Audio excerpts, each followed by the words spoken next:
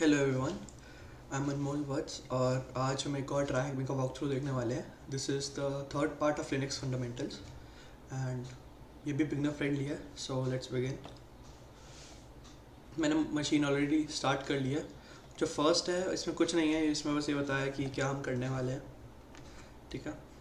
And second वाले के अंदर हमें डिप्लॉय करना है, हमें सिक्योर शेल यूज़ करना है प्रोटोकॉल। यहाँ पे आईपी दे रखा है, हमें यूज़र नेम दे रखा है, पासवर्ड दे रखा है। तो यहाँ पे हम करेंगे अभी।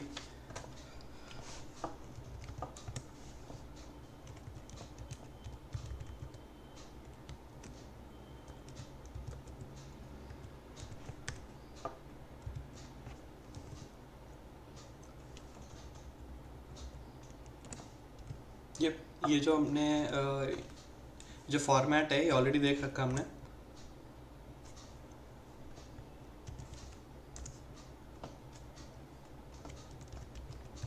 पिछली वाली वीडियो में ही देखा था। तो कनेक्शन बन गया एंड अब हम टर्मिनल एडिटर्स देखेंगे। पिछली बार हमने देखा था पार्ट 2 के अंदर कि हम एको कमांड कैसे यूज़ करके, एको कमांड और पाइप ऑपरेटर्स यूज़ करके हम किसी फाइल के अंदर एडिट करते हैं। लाइक कुछ अगर हमें कोई फाइल है नई क्रिएट की हमने, फाइल वो खाली है, उसमें हमें हेलो डालना है तो हम सिंगल यूज़ करेंगे, ठीक है। पर अगर हमें कुछ मतलब नीचे ऐड करना है, ठीक है, या फिर लेट्स से हेलो ऑलरेडी है और हमें हाई ऐड करना है तो हम डबल यूज़ करेंगे। बट ये बहुत एफिशिएंट तरीका नहीं है। तो हम देखते हैं कि कौन कौन से टेक्स्ट एडिटर्स होते हैं। पहला तो एक नैनो होता है और उसका ऑल्टरनेटिव एक विम होता है। विम एडवांस्ड है थोड़ा सा और लिटिल ईजियर, ठीक है। मेरे को आसान लगता है एट अ पर्सनल लेवल, बाकियों का मतलब ऐसा जनरल कुछ कह नहीं सकते। तो नैनो का सिंटेक्स ये है, नैनो और उसके बाद जो तुम्हारा फाइल नेम है वो, अगर फाइल नेम लेट्स से तुम्हारा जो फाइल नेम है माई फाइल है वो एग्जिस्ट नहीं करती तो तुम्हें नई से क्रिएट करने की ज़रूरत नहीं है। तुम नैनो डालते हो अपने आप क्रिएट हो जाती है, ठीक है। तो what you can do is search for text, ठीक है, copy and pasting, jumping to a line number, finding out what line number you are on, ठीक है। और एग्जिट करने के लिए तुम कंट्रोल एक्स यूज़ करते हो, ठीक है। और अगर तुम यहाँ पे जो एक्सपोनेंट मार्क देख रहे हो, एक्सपोनेंट मार्क और फिर जी, इस एक्सपोनेंट का मतलब कंट्रोल होता है, ठीक है। Similarly Vim is a little more advance text editor. ये भी बहुत सारी चीज़ें करता है, you no.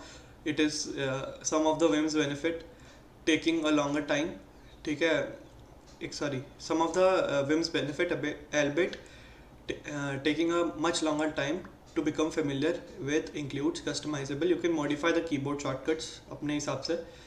Syntax highlighting it is useful if you are writing and maintaining code, making it a popular choice among software developers, ठीक है। Vim सारे टर्मिनल्स पे काम कर लेता है बट नैनो को इंस्टॉल करना पड़ता है, कभी कभार इंस्टॉल नहीं होता, ठीक है। There are a lot of resources such as clean sheets tutorial जो हेल्प कर देंगे। तो हमें बोला यार एक फ़ाइल क्रिएट करो नैनो की, तो ठीक है। पहले तो देखते हैं इसमें कौन कौन सी फाइल हैं। टास्क 3 है तो पहले टास्क 3 वाला कर लेते हैं क्योंकि उसने बोला एडिट करना है। तो नैनो खोल ही लेते हैं, नैनो टास्क 3। तुम्हें दिख रहा है THM टेक्स्ट एडिटर्स, तुम्हारा फ्लैग है। अब हम कंट्रोल एक्स करेंगे, एग्जिट हो गया। अब मुझे एक नई फाइल बनानी है, चलो मैं नैनो यूज़ करके हाई लिखता हूँ। तो मैंने यहाँ पे लिखूँगा हेलो देयर। अब मैं एग्जिट करूँगा, वो बोलेगा सेव करना है इसको, तो मैं यस लिखूँगा और वो बोलेगा कि भाई फाइल नेम यही रखें हाय, तो मैं से ऑल राइट, ठीक है। एंड एक फ़ाइल बन गई। अब मैं एलएस करूँगा तो देखना हाई करके एक फ़ाइल आ रही है। अब मैं फाइल का फाइल टाइप देखूँ, एस का आना चाहिए, एस का आ रहा है। अब मैं कैट करके देखता हूँ, हेलो देयर भी आ रहा है, ठीक है। चलो इसे रिमूव कर देते हैं। अब हाई फाइल को अब थोड़े से जनरल यूटिलिटीज़ देखते हैं। डाउनलोडिंग फाइल्स, ठीक है। A pretty fundamental feature of computing is the ability of transfer files, ठीक है। ट्रांसफ़र फाइल्स करना आना चाहिए तुमको। For example you may want to download a program, a script और even a picture. So we are going to cover the use of wget, this command allows you to download files from web via HTTP. ठीक है, ये secure नहीं होती HTTP, already known to us, as if you are accessing the file in your browser. We simply need to provide the address of the resource that we wish to download. ये एक तुम्हारे को example दिया कैसा दिखता है, format कैसा है. तुम wget डालते हो और उसके बाद तुम पूरा का पूरा वो लिख देते हो URL. ठीक है, फिर transferring files from your host. SCP is nothing but secure copy. ठीक है, सिक्योर कॉपी होता है, it means your securely copying files. Unlike the regular CP command which is copying command, this command allows you to transfer between two computers using the SSH protocol to provide both authentication and encryption. SSH पता है secure shell होती है, तो ये वो protocol use करती है command.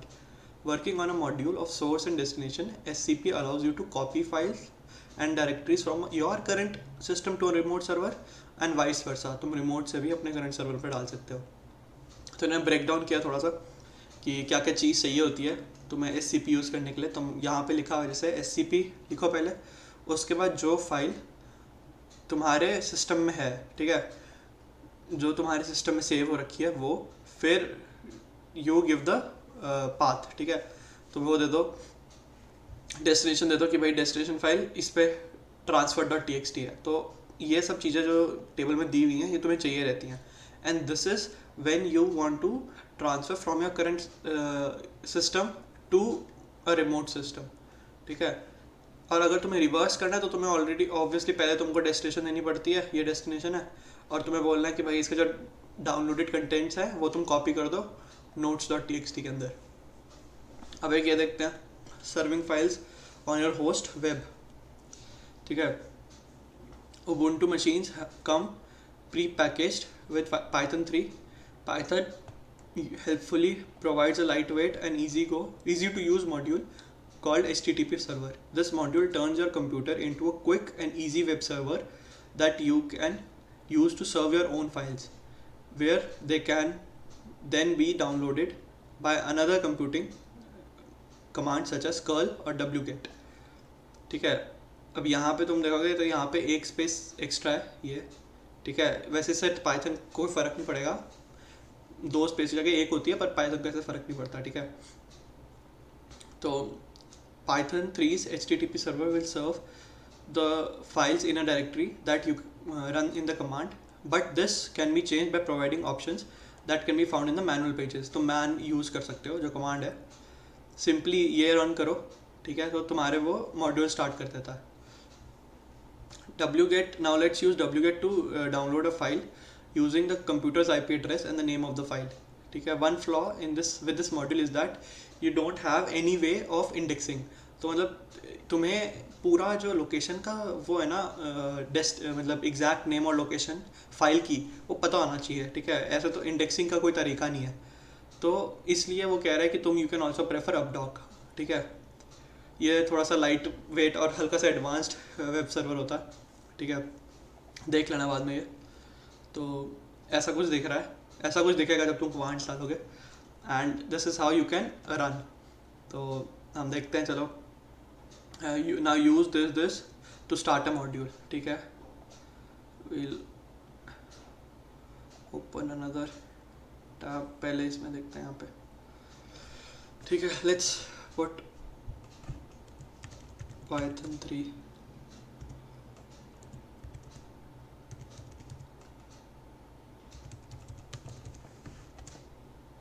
Server start हो गया, चलो बढ़िया है. अब बाकी वो पीछे बैग चलता रहेगा. We don't want to kill the process, तो हम यहाँ पे डाउनलोड करेंगे. डाउनलोड कैसे करते हैं, wget करेंगे, http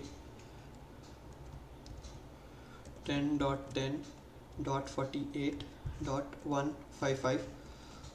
तुम्हारे देखोगे यहाँ पे पोर्ट नंबर 8000 है, ये डिफ़ॉल्ट होता है. ठीक है, बट तुम चाहो तो इसे स्पेसिफाई करके चेंज कर सकते हो. flag.txt. अब चलो ls करते हैं. हमें सारे देखने हैं, तो ls ऑल करेंगे. तो तुमको यहाँ flag.txt दिख रहा है. ठीक है, हम यहाँ पे cat.flag flag.txt करेंगे, आ गया thm wget वेब सर्वर्स, तो ये कर लिया हमने। अब थोड़ा सा खुद ही डाउनलोड और अपलोड करने की कोशिश करना, फाइल्स को खुद से ट्राई करना, तो ये भी हो जाएगा। और ऑलरेडी एक कनेक्शन है शायद से अपना ही रहा, ठीक है, तो ये कनेक्ट हो रहा है अभी, इट हैज़ बीन रनिंग, तो इसे हम कंट्रोल सी करके एग्जिट कर देते हैं। अब यार हम प्रोसेसेस के बारे में देखते हैं थोड़ा सा, कि प्रोसेसेस मतलब क्या होती हैं, कैसे चलती हैं, व्यू कैसे करते हैं। So processes are the programs that are running on your machine, they are managed by kernel, where each process will have an ID associated with it, also known as PIDs, which is process IDs को PIDs कहते हैं, ठीक है। The PIDs increment for the order in which the process starts, ठीक है। तो for example जो 60th process होगी उसका PID 60 होगा, और इनके अंदर इंक्रीमेंट 1 का होता है, मतलब 61 के बाद 60 के बाद 61 आएगा, फिर 62 आएगा, ऐसे, ठीक है।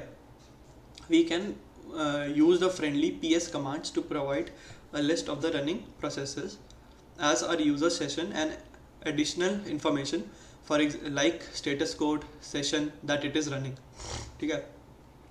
और कितना यूजेज टाइम है उसका CPU का, जब वो मतलब how much time is it using of the CPU, ठीक है। And the actual name of the program command that is being executed, तुमको यहाँ दिख ही रहा है ये, अगर तुम यहाँ देखोगे स्क्रीनशॉट पे, तो पहले यहाँ पे 102 है और 204 है, तो 102 के बाद 205 आया, विच मीन्स कि भाई 204 कंप्लीट हो गया, उसके बाद नेक्स्ट प्रोसेस इज 205, जो मैंने बताया था कि एक एक का इंक्रीमेंट होता है। और ये PS कमांड है, तुमको बहुत चीज़ें बताता है कि भाई कौन सी कमांड यूज़ हुई, ठीक है, PID क्या है, टाइम क्या है, ठीक है, एट्सेट्रा बताता है तुमको। फिर अगर तुम्हें ये सारी प्रोसेसेस देखनी है जो बाकी यूज़र्स रन कर रहे हैं, या फिर जो सेशन में रन नहीं हो रही, ठीक है, जिनको सिस्टम प्रोसेसेस भी बोलते हैं, तो तुम AUX ऐड कर सकते हो PS के बाद, तो तुमको दिख जाती हैं, ठीक है। And another useful command is the top command. Top gives you real time statistics about the processes running on your system instead of one time view. These statistics will refresh every 10 seconds, but also will refresh when you use the arrow keys to browse the various rows.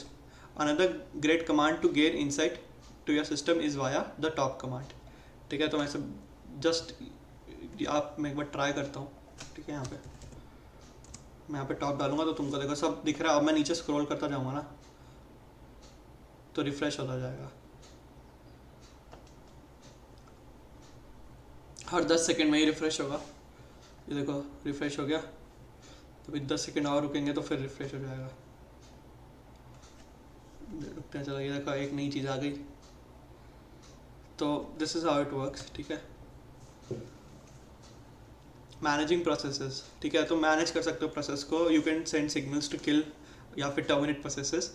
उसके भी 3 तरीके होते हैं। सिक term होता है, you kill the process, but तुम उसे time देते हो कि भाई अपना क्लीन अप कर ले, मतलब तू जाने से पहले थोड़ा सा जो बचा कुचा तेरा सामान है वो एक बार क्लीन अप कर ले। सिक किल क्या होता है, सिग्नल किलिंग कहते हैं। सिग्नल किलिंग क्या होती है कि भाई तुम बोलते हो भाई तू जा, ठीक है, क्लीन अप मत कर, तू जा, देखो किल कर दिया प्रोसेस को। सिक स्टॉप क्या होता है कि भाई तू रुक जा, ठीक है, देखो किल नहीं कर रहे, तेको वापस जाने को नहीं बोल रहे, बस तू रुक जा, तो सस्पेंड हो जा थोड़े टाइम के लिए, ऐसा होता है, ठीक है। So how do processes start, ठीक है। Let's start of bye talking about name spaces. The OS uses namespaces to ultimately split up the resources available on the computer to such as CPU, RAM, priority processes, ठीक है। अच्छा, एक चीज़ ये बतानी थी, जो तुम्हारे जब भी तुम देखोगे ना, बहुत सारी चीज़ें होती हैं जो जब तुम एक लैपटॉप ऑन करते हो, जब OS चलने लगता है, तो बहुत सारे प्रोसेसेस होते हैं जो ऑटोमेटिकली बूट करते समय चलते हैं। तो वो सारे जो प्रोसेसेस होते हैं ना, वो जो प्रोग्राम होता है बूट करने वाला, जो कि तुम जैसे ही सिस्टम ऑन हो रहा है वैसे ही प्रोसेसेस चलने शुरू कर देती हैं, वो वाला जो प्रोग्राम होता है वो रोम के अंदर होता है, रीड ओनली मेमोरी। और वो रोम में इसलिए होता है ताकि उसे तुम अपडेट ना कर सको या फिर तुम उसे चेंज ना कर सको, because ROM is read only memory, तुम उसमें राइट कुछ नहीं कर सकते, तो इसलिए वो रोम में प्रेजेंट होता है, ठीक है। अब back to this, how to process start के अंदर the OS uses name space, ये हमने पढ़ लिया। फिर यहाँ पे think of it as the you're splitting your computer into slices similar to that of a cake. ठीक है, the processes within the slice can access to a certain amount of computing power, however it will be a small portion of what is actually available to every process overall. Namespaces are great for security as it is a way of isolating processes from another. Only those in the same namespace will be able to see each other. It's like कि एक cake लिया तुमने, उसे काट दिया, ठीक है, तो यहाँ पे एक बार देख लेते, तुमने यार एक यहाँ पे ऐसे केक लिया, ठीक है, उसको तुमने काट दिया ऐसे, ठीक है, ऐसे काट दिया, तो जो हर बंदे को तूने बोला कि भाई ये वाला पार्ट ये बंदा ले जाएगा, ये बी ले जाएगा, ये सी ले जाएगा, ये डी ले जाएगा एंड सो ऑन, ठीक है, ऐसे ऐसे करके बांट दिया। तो जब तुम ए को देते हो पीस ऑफ केक, तुम बोलते हो भाई अब तू लेके जा, वो जाएगा तो तुम ये बी को पीस दोगे, बी वाला। तो जब ए जाता है उसे ये नहीं पता कि बी को कितना पीस मिल रहा है, इक्वल मिल रहा है या उससे ज़्यादा मिल रहा है, उससे कम मिल रहा है, वो चला गया। बट बी के साथ बी को पता चल रहा है कि भाई हाँ उसे कितना मिल रहा है, ठीक है। और एक और तरीका ऐसा बोल सकते हो कि लेट्स से जो केक है, एक सेकेंड, लेट्स से जो केक है उसके अंदर एक ग्रुप ऑफ 5 पीपल है, ग्रुप ऑफ 8 पीपल है मान लो, जिनको दो दो के उस पर वो कर दिया डिवाइड। तो यहाँ पे 2 हैं, यहाँ 2 हैं, यहाँ 2 हैं, यहाँ पे भी 2 हैं। तो जो ये वाला पीस है, तुमने 2 लोगों को बुलाया और उनको पीस दे दिया ये काट के और बोला भाई तुम अब जाओ। फिर 2 लोगों को बुलाया, उनको ये पीस दिया, उनको बोला भाई तुम जाओ। तो ये जो 2 लोग हैं उनको ये पता है कि उनको मिला कितना है, पर उन्हें ये नहीं पता कि इसको कितना मिला है। तो दिस इज नेम स्पेस, ठीक है। तो नेम स्पेस का ये बहुत बड़ा फ़ायदा होता है। क्लियर कर दूँ सर, हाँ ठीक है। We previously talk about how PID works and this is where it comes to play. The process with PID 0 is a process that is started when the system boots, ठीक है, जिसकी मैं बात कर रहा था वही जो वहाँ होता है ROM के अंदर। This process is the systems init on Ubuntu, also known as systemd, which is used to provide a way of managing the user's processes and sits in between the operating system and the user, ठीक है। एक example है कि भाई जब system boots, it initializes. Systemd is one of the first processes that starts, ठीक है। Any program or piece of software that we want to start will start as what's known as the child process of CMD, ये systemd. This means कि भाई जो process होगा it will be controlled by systemd but will run as its own process, kind of like an independent process, to make it easier for us to identify. For example तुम ऐसे देख सकते हो कि भाई जब भी तुम स्टार्ट करते हो एक प्रोसेस मतलब सिस्टम को, तो सबसे पहले systemd स्टार्ट होता है और उसके बाद बहुत सारे उसके जो चाइल्ड प्रोसेसेस हैं वो स्टार्ट होता है। अब चाइल्ड प्रोसेस क्या होता है कि भाई तुम हैव कंट्रोल कह रहा हूँ, वो चलेगा इंडिपेंडेंटली, बस उसे कंट्रोल किया जाएगा systemd से। तो चलेगा इंडिपेंडेंटली कैसे? Just to make it easier for us to identify. And getting processes services to start on boot. Some applications can be started on boot of the system as that we own, ठीक है। For example, web servers, database or file transfer servers. This software is often critical and is often told to start during the boot up of the system by administrators. तो ये enter the use of systemctl. A command allows us to interact with systemd and this is how the format goes, ठीक है। तुम ऐसे लिख सकते हो कि systemctl start apache 2 in order to start the मतलब tell apache to start up। तो 4 ऑप्शंस होते हैं, start, stop, enable, disable systemctl के। Introduction to background and foregrounding in Linux. अब 2 स्टेट होते हैं, ठीक है। इको हर प्रोसेस के या तो बैकग्राउंड में रन करेगा या फिर फोरग्राउंड में। तो जो इको है, जो हमने देखा था कि लेट्स से अभी हमें इको डालते हैं, यहाँ पे इको डालते हैं हाय, तो हाय आ गया, तो ये टर्मिनल पे दिख रहा है, तो विच इज़ फोरग्राउंड। अब मैं यही इको हाय डाल के यहाँ पे एक एंड यूज़ करता हूँ, तो ये उसका प्रोसेस आईडी दे देगा, ठीक है, और फिर जाके यहाँ पे आएगा। तो ये बैकग्राउंड में काम कर रहा था, ठीक है। जो हमने जब एक बार एंड जब तुम डालते हो ना, तो बैकग्राउंड में काम करना शुरू कर देता है। एंड जब तुम कंट्रोल जेड भी यूज़ करते हो तब भी बैकग्राउंड में चला जाएगा, फोरग्राउंड से बैकग्राउंड में शिफ्ट हो जाएगा प्रोसेस। तुम ऐसे याद रख सकते हो इसको। For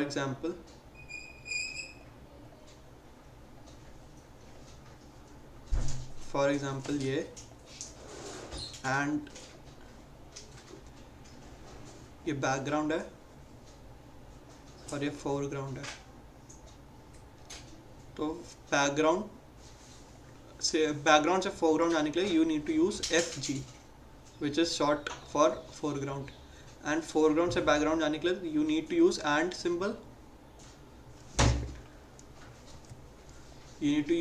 symbol. और या फिर तुम कंट्रोल Z यूज कर सकते हो। ये R है, ठीक है, जिनको नहीं समझ में आ रहा, कंट्रोल Z यूज कर सकते हो। सो यही यहाँ पे लिखा है कि but by adding this is initially in foreground but by adding and operator it goes, तुम्हें एक्चुअली में उसकी जो प्रोसेस आईडी है वो दिखती है बिकॉज वो बैकग्राउंड में काम करना शुरू कर जाता है, it starts running in the background, ठीक है। दिस जो ये एंड सिंबल है या फिर जो कंट्रोल जेड है, दिस इज़ वेरी हेल्पफुल। मतलब फोरग्राउंड से कोई चीज़ को बैकग्राउंड में शिफ्ट करना किसी प्रोसेस को बहुत हेल्पफुल होता है जब तुम्हें कोई ट्रांसफर करना है फाइल्स का या कॉपी करना है किसी फाइल्स को, फॉर एग्जांपल, ठीक है। बिकॉज तुम या इस इधर देख लो, ये कितनी बार दिख रहा है, this will keep on looping until I stop it, इस तुम बैकग्राउंड में शिफ्ट कर दो ना, नहीं तो टर्मिनल भरता जाएगा और तुम कुछ और भी नहीं कर सकते। तो इसको तुम पॉज कर सकते हो कंट्रोल जेड यूज़ करके। या देखो यहाँ पे मैंने बताया था ना एक्सपोनेंट का मतलब कंट्रोल होता है, तो लाइक यहाँ पे भी एक्सपोनेंट C लिखा है विच इज़ कंट्रोल C, तो वो बैकग्राउंड में शिफ्ट हो गया, फोरग्राउंड से हट के बैकग्राउंड में शिफ्ट हो गया। एंड सिमिलरली अगर तुम्हें फोरग्राउंड में लेके आना है तो यू यूज़ FG। तो यहाँ पे ठीक है, तो अगर प्रीवियस आईडी 300 है तो नई आईडी की 301 होगी। ये मैंने बताया था कि अगर 60 है तो उसके बाद वाली 61 होगी। अगर हमें क्लीनली किल करना है, मतलब किल कर दिया, फिर उसे बोला भाई तू साफ कर ले, पहले अपना क्लीन अप कर ले, तो सिक्टम होता है।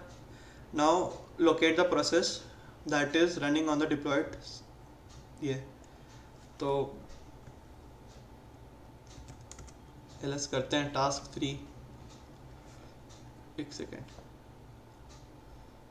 हमें तो वो चाहिए ना, जस्ट अ सेकेंड हमें ये करना पड़ेगा।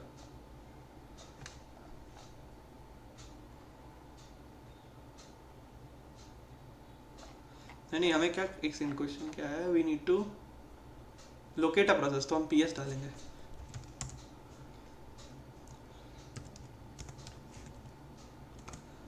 एंड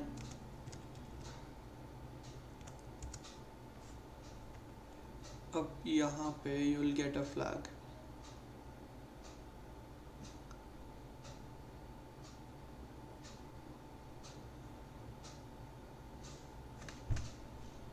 ये रहा, ठीक है, ये दिख, अब मिल गया फ्लैग हमको। ये हमने, अगर तुम सोच रहे हो कि ये हमने लेस क्यों किया है, लेस इज अ कमांड कि जहाँ पे ना बहुत आसान आता है, ठीक है। आउटपुट देखो कितने बढ़िया तरीके से आया है।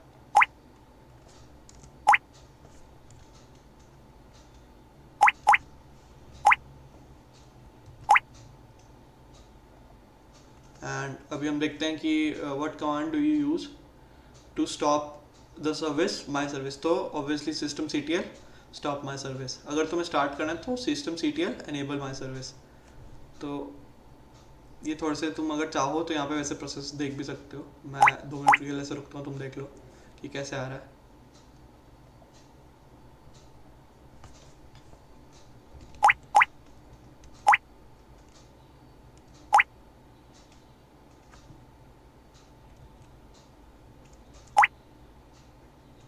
ठीक है,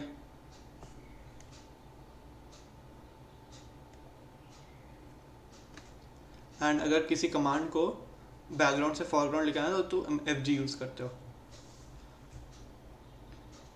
अब हम थोड़ा सा क्रॉन और क्रॉन टैब के बारे में पढ़ेंगे। यार इसे थोड़ा सा क्लियर कर देता हूँ मैं।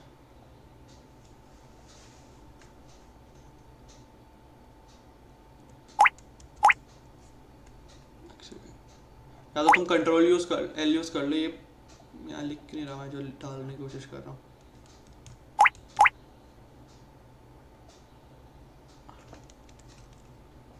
एक सेकंड आया, कुछ हो रहा है इसमें, मेरे को इसका नया टर्मिनल खोलना पड़ेगा। ठीक है, इस वाले को कैंसिल करना पड़ेगा।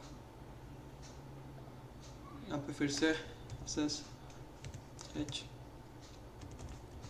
ट्राई हैक मी @10.10.48. अब हमारा क्या IP क्या था, हमारा IP है 155 150, एक सेकेंड ऊपर लिखा होगा यहाँ पे 155 ट्राई हैक मी। हाँ चलो, तो कभी कभार हो सकता है अटक जाए, तुम कुछ टाइप करो कभी कभार नहीं, थोड़ा सा ग्लिच करने लग जाए तो फिर करना पड़ता है। ठीक है, ये तो अब पढ़ते हैं। Users may want to schedule a certain task और an action to take place after the system has booted. मतलब फॉर एग्जांपल लाइक यार ऑटोमेटिकली मैं फ़ोन चलाऊँ या फिर इस टाइम पे ये कमांड रन हो जाए, या फिर मैं कभी फ़ोन चलाऊँ तो फ़ोन चलते ही ऑटोमेटिकली ये कमांड रन होने लग जाए। ठीक है, so we are talking about cron processes, या फिर better is cron tabs. Cron tabs is one of the processes that is started during boot, which is responsible for facilitating and managing cron jobs. अब थोड़े से parameters होते हैं Crohn के, कि यार पहला होता है मिनट, कौन से मिनट पे एग्जीक्यूट होना चाहिए, कौन से आर पे। DOM is date of month, then MON is month, DOW is date of week, I mean day of week, and CMD is command. अब तुम अगर तुम्हें लेट्स से ऐसा है कि यार मेरे को मिनट स्पेसिफाई नहीं करना, मेरे को डे स्पेसिफाई नहीं करना, और ना मुझे मंथ स्पेसिफाई करना है, तुम उन जगह पे एस्ट्रिक्स यूज़ कर सकते हो। ठीक है, लाइक इस जगह पे उन्होंने किया है, एस्ट्रिक्स यूज़ कर सकते हो तुम लोग।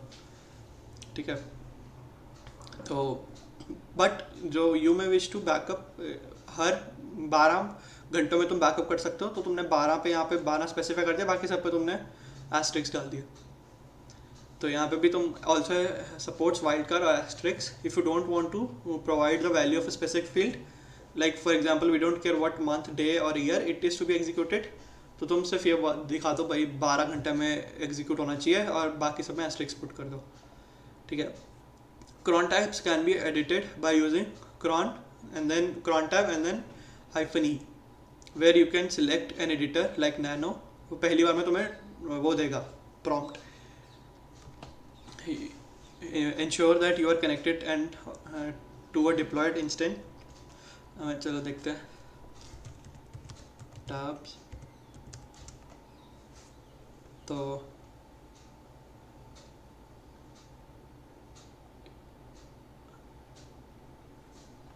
ठीक है, एंड क्या गलत हो गया, क्या लिखा है,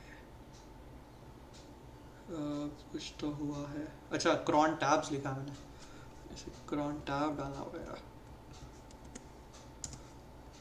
तो तुम्हें यहाँ देख रहे हो तुम,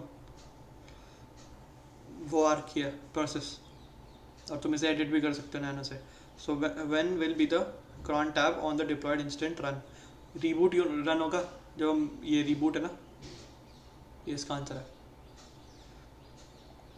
मेंटेनिंग योर सिस्टम, तो यहाँ से पहले हम एग्जिट मान लेते हैं। यहाँ पे देखो हमने कोई मॉडिफिकेशन किया नहीं नैनो यूज़ करके, तो यहाँ आ गया नो मॉडिफिकेशन मेड।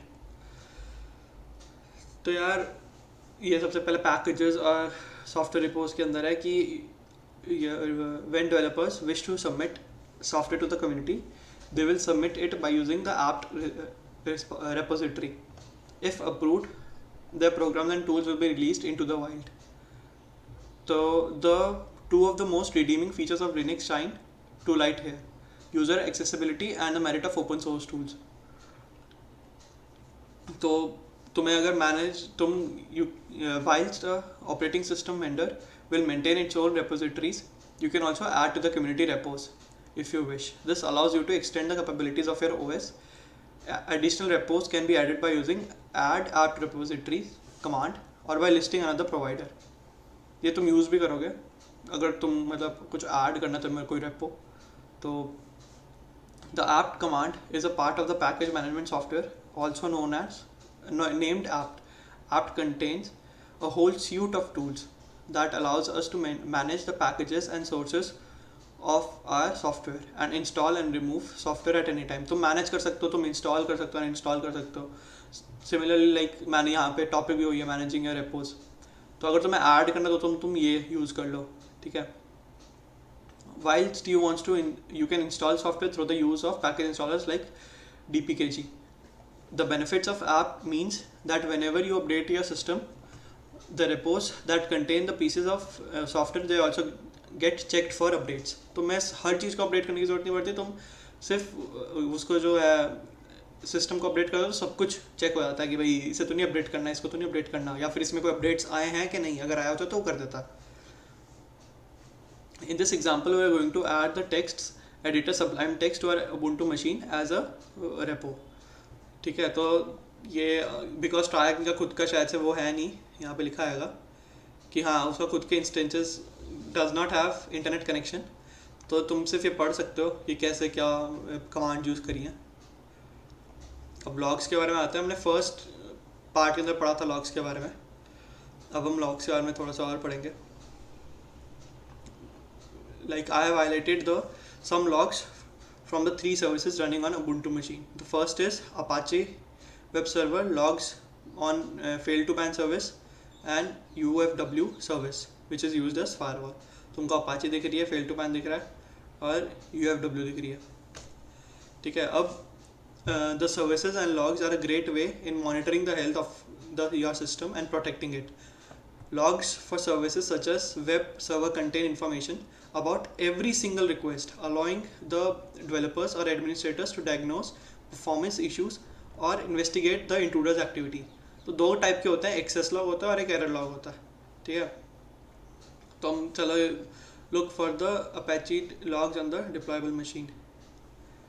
तो तुम ये यूज़ कर सकते हो, तुम इसमें टास्क 3 होगा, so you can change your directory to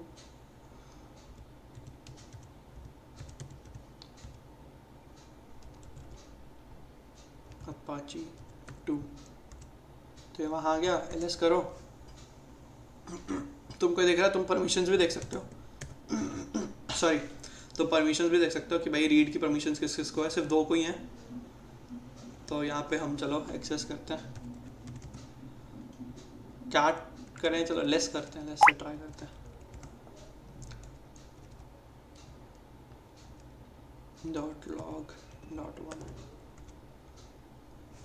तो जो दिख ही रहा है कि भाई कौन सा IP एड्रेस यूज़ हुआ है, तो this is the IP address 10.9.232.111 और कौन सी उसने फाइल एक्सेस करी है, it is cats and dogs .jpg। ये रहा cats and dogs पूरा ये इसने एक्सेस करी है।